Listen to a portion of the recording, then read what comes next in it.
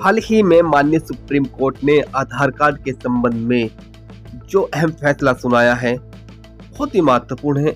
इसकी जानकारी आप सभी को होनी चाहिए।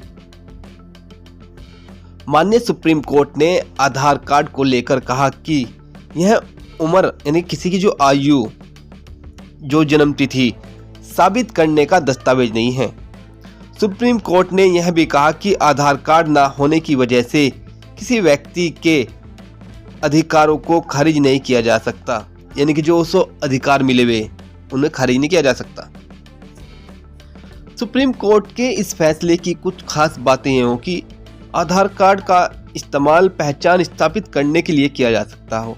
पहचान का मतलब आधार कार्ड में भाई आपका नाम, आपके बाप का नाम, आपकी फोटो, आपका एड्रेस, ठीक हो।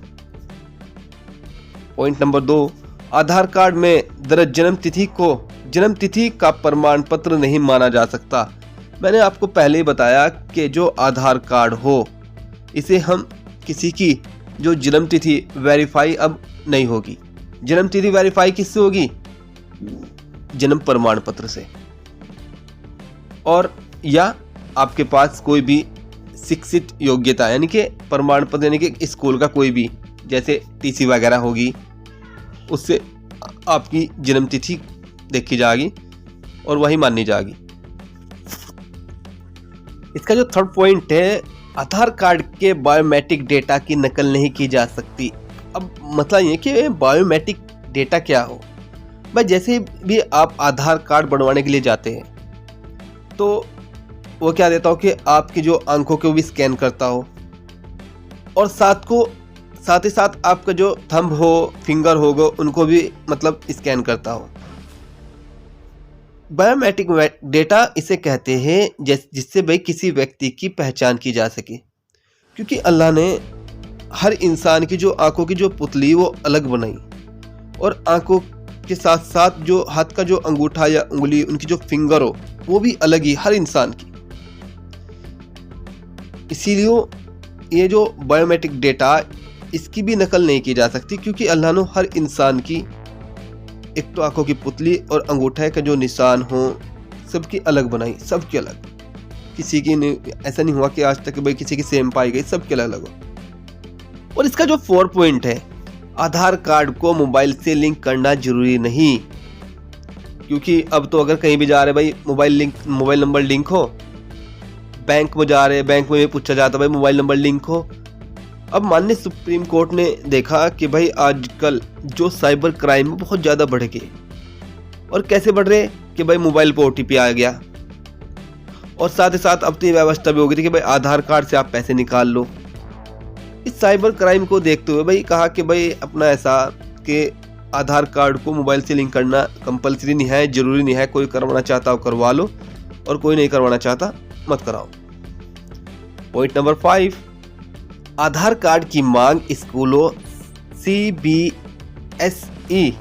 नीट और UGC जैसी संस्थाओं से नहीं की जा सकती। भाई पहले ऐसे देखा जाता कि आजकल स्कूलों को मैं देख रहा था कि भाई अगर कोई बच्चा नर्सरी क्लास में हो, तीसरी क्लास का, चौथी क्लास का, भाई आधार कार्ड लाओ तो आपका एडमिशन होगा। नर्सरी का भी 3-4 साल उसकी उम्र हो, मतलब स्कूलों ने बगैर आधार कार्ड के एडमिशन लेने ही बंद कर दिए थे।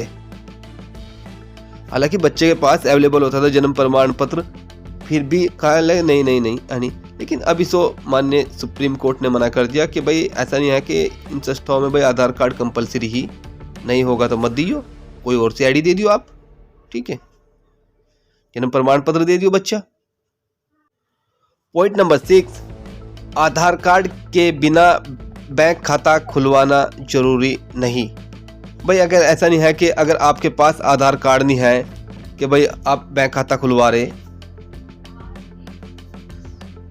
मैंने कि बैंक खाता खुलवाने के लिए आधार कार्ड तो चाहिए ही चाहिए। इसमें दे रखा कि आधार कार्ड के बिना, मैंने बिना आधार कार्ड के बैंक खाता खुलवाना जरूरी नहीं है, ठीक है। पॉइंट नंबर 7, सरकारी योजनाओं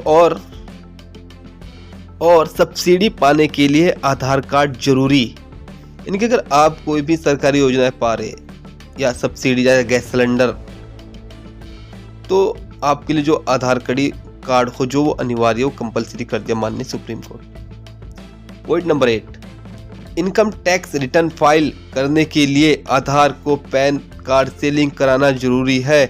अगर आप इनकम टैक्स फाइल कर रहे, आप रिटर्न भर रहे, तो आपको क्या करना कि आपको जो आपका आधार कार्ड हो उसे पैन कार्ड से लिंक कराना जरूरी। हालांकि बगैर आधार कार्ड के तो पैन कार्ड अब बनता ही नहीं, ये तो खैर कंपलसरी कर दिया।